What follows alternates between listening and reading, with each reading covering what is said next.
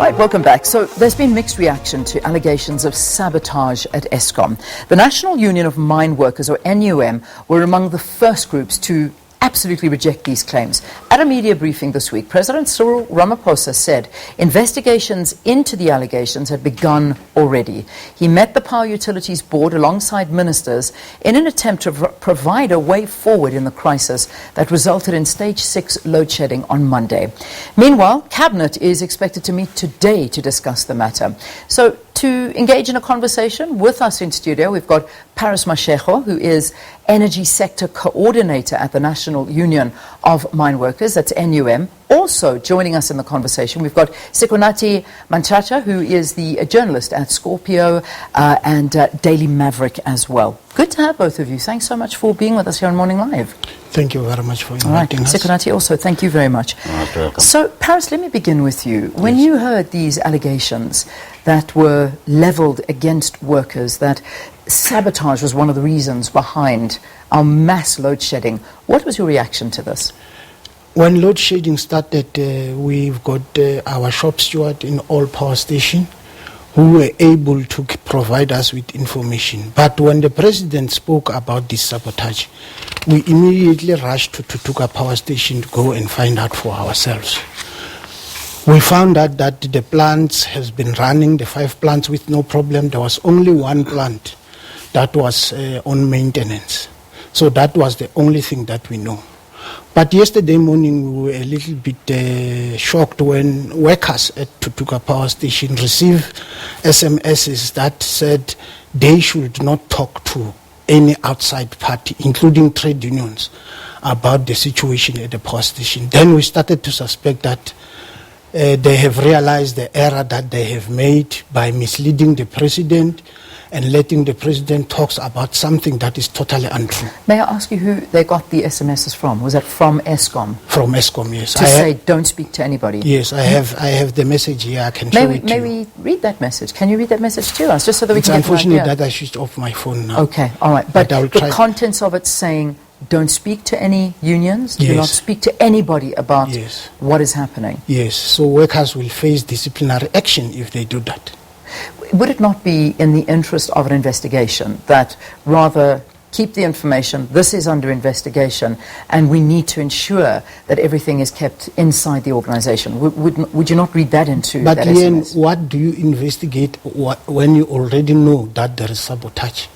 Arrest the people that have sabotaged the plant. You already know. Just arrest. That's what we must do. The problem in South Africa is that anyone can do whatever he or she likes.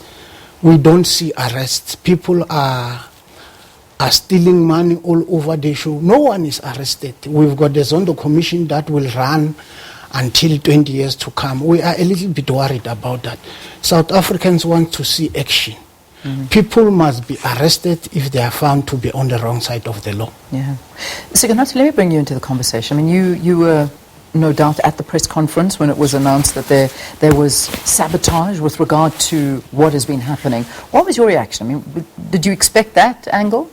Leon, the first thing is quite refreshing and quite great to hear the National Union of Mine Workers speak like Paris Mashego here does.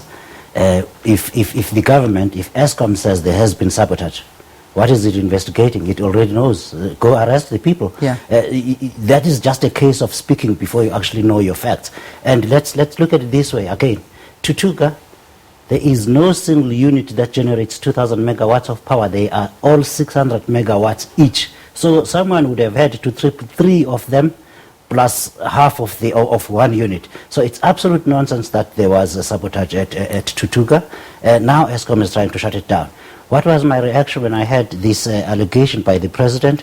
I felt he's being lied to, and he's swallowing it line, sinker, and hooker. That is my reaction.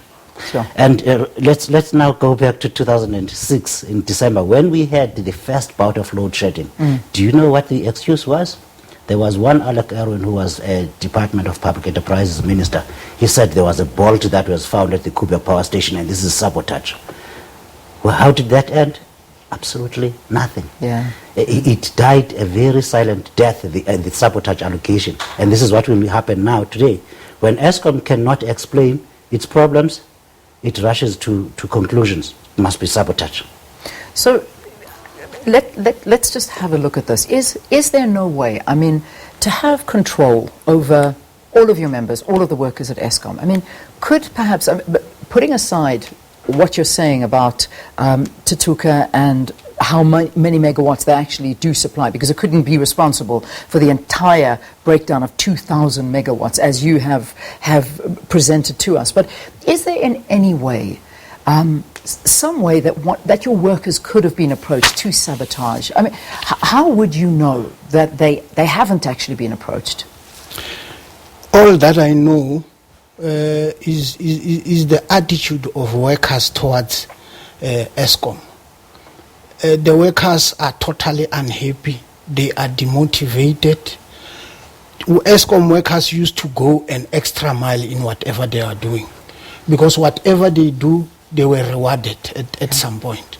But at this point in time, the incentive bonus scheme has been cancelled. Every day they are told that they are not really needed. Eskom only needs 15,000 workers. And these are demotivating workers on daily basis. Their condition of service are being withdrawn by Eskom without negotiations. Lastly, there is going to be a transmission company starting in March 2010. Leon, let me tell you that up to today, the union, the NUM and the other unions has not been consulted on this issue, but already it is planned to take place. Yeah, I mean, we'll talk about that in a short while, but I just want to linger on the sabotage for a bit so that we can put the conversation to rest. Okay. This is not the first time that workers have been accused of sabotage, as you mentioned, Sikonathi. But even though workers have been accused before, has this ever been proved? Has there ever been any evidence that Eskom employees have ever sabotaged South Africa's electricity? In 2017, we went on a strike. No, 2018, we went on a strike. And Eskom reported that there is load shedding because of workers' sabotage. I must tell you, up to date, up to now, no worker has been disciplined for sabotage. No worker has faced disciplinary hearing, dismissed, or any other thing, or even confronted on this particular matter. So this story of sabotage is to win public sympathy. It's not meant to resolve, to really talk about the real issues. It's meant to win public sympathy. That's all. Yeah, public sympathy. I mean, Sikonathi, you've been working on Eskom for a very, very long time. I mean, that's been the focus of most of your pieces. You've been following all of the allegations that are levelled at management at Eskom, through the ministers, through you name it. I mean, it's been something you've been following for a long time. What do you think is behind what happened this week? Mashego says nobody has been arrested. Absolutely right. And he started by saying in South Africa nobody gets arrested. The National Union of Mine Workers and its allies in COSATU and the ANC are totally responsible for that circumstance, for those set of circumstances, including the fact that nobody has been arrested or disciplined at Eskom for blocking trucks from reaching power stations during their industrial action that is just spoken about. So that one, again, all clear. Mr. Mashego has already admitted that in South Africa we don't do those things. We don't arrest people. If we did, there would be many thieves in government, very high at the top, that would be in jail, including members of the National Union of Mine Workers. That's just one fact. Let's put that aside. Can I pause you? Would you like to respond to that? Because that's quite something to say. Yeah, it is a difficult question to answer. But the reality of the matter is that we've got an interest of our members, but we've got an interest of the country too. We are not living in a separate island and a workers' island. What we don't want is privatization and unbundling. Those two issues, we don't really want them. And the only way of fighting private capital is to engage in industrial action. It has been proven all over the world that that is the medicine that works. But Leon, I've just opened the message that we spoke about. You said I can read it? Yeah, please do. Morning team. As this is a national key point, I would like to encourage all levels of management and their teams to try our best to control any information shared with external parties on this matter. No communication should be shared from Tutuka without top management consultation.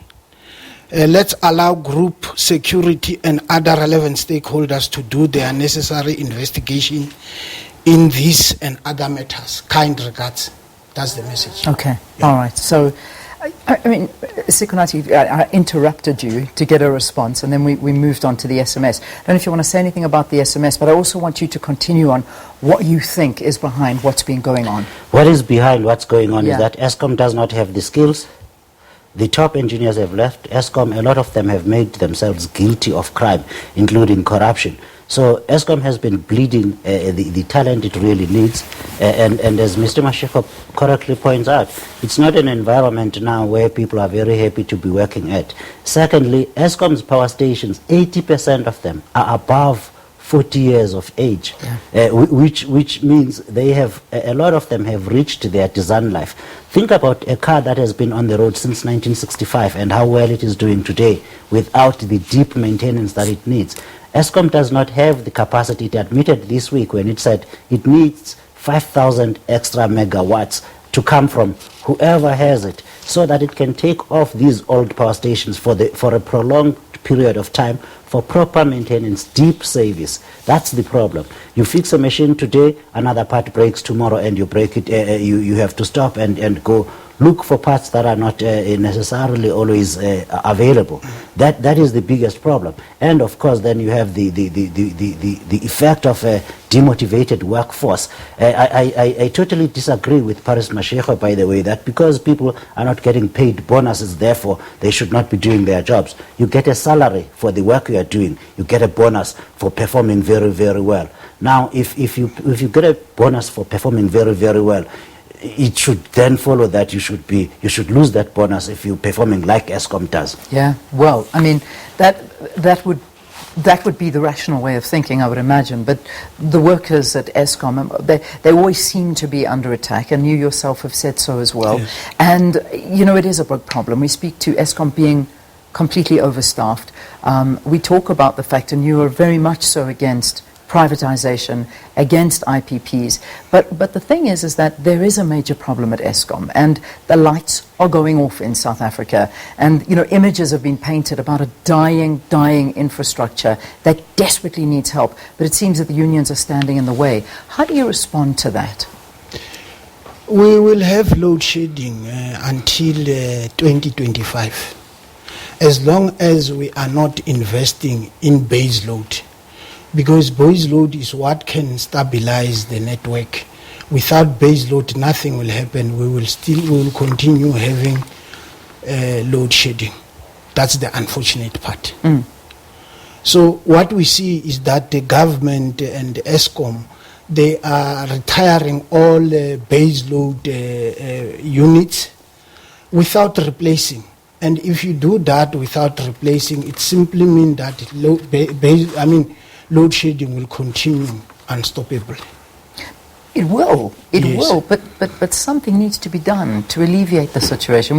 We can't carry on like this. It's really destroying the country. We're looking at economic downgrades. We're looking at investors pulling out. We're looking at so much. But is there nothing that you as the workers at Eskom feel, or the representative of the workers at Eskom, that can be done to salvage the situation? We think that we can contribute positively to Eskom as workers. But that space is not given to us. We believe that unpopular decision has to be taken to save Eskom.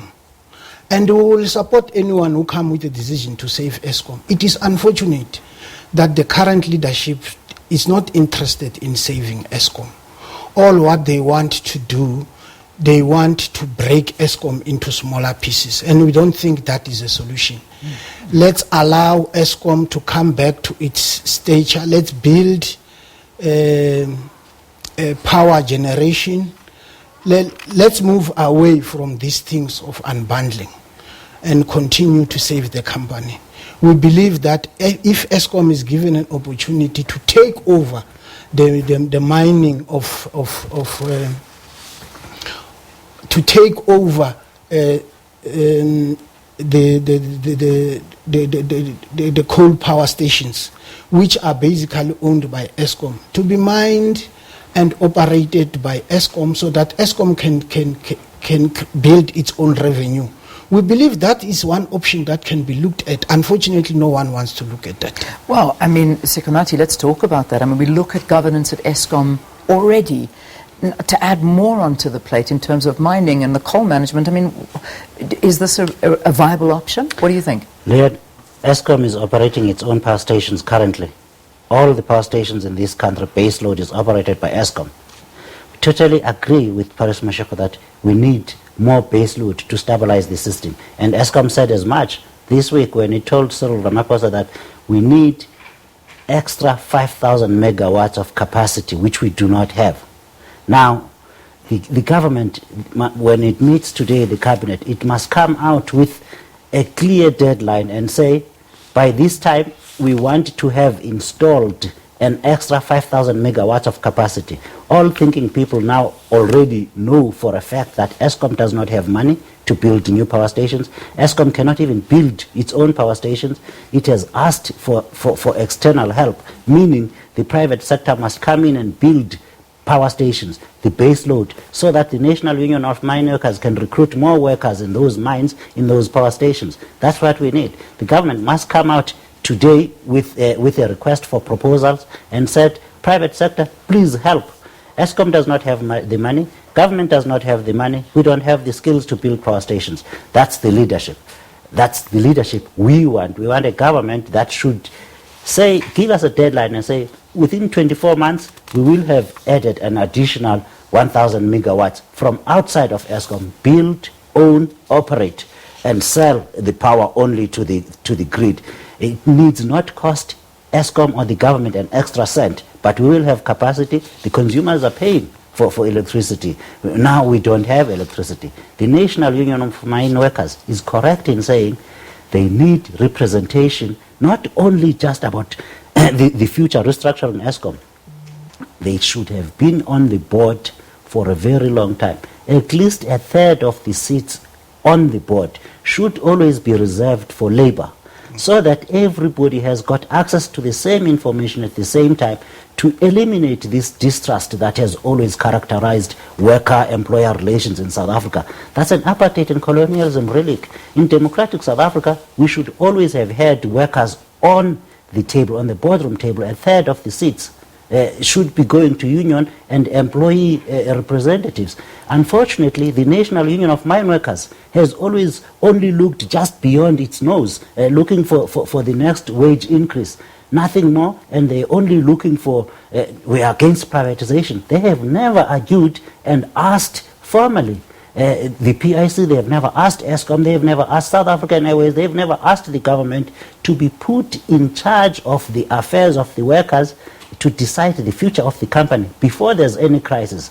The discussion we should be having now is, when are the workers being represented on the board of Eskom, so that they don't complain of the company being sabotaged, of the company being privatized. They should be making the decisions themselves. All right. Very interesting. Paris? No.